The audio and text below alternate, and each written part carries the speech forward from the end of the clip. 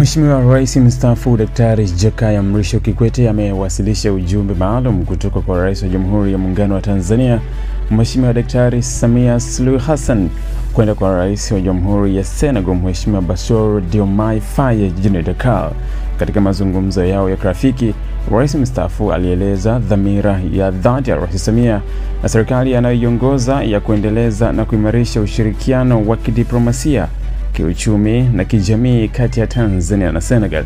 Pamoja na masuala ya ushirikiano wa kiserikali, Rais mstaafu pia alisisitiza umuhimu wa kukuza uhusiano baina ya wananchi wa mataifa haya mawili kupitia sekta za elimu, biashara, utalii na maendeleo ya vijana na wanawake.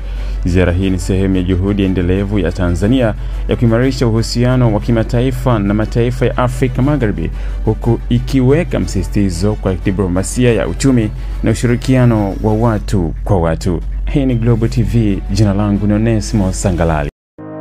Ili kuwa mwanafamilia bora wa Global TV, usisahau kusubscribe, like, kushare na kucomment. Baada ya kusubscribe, bonyeza alama ya kengele ili kupata taarifa kwa kila video inayopanda Global TV Online.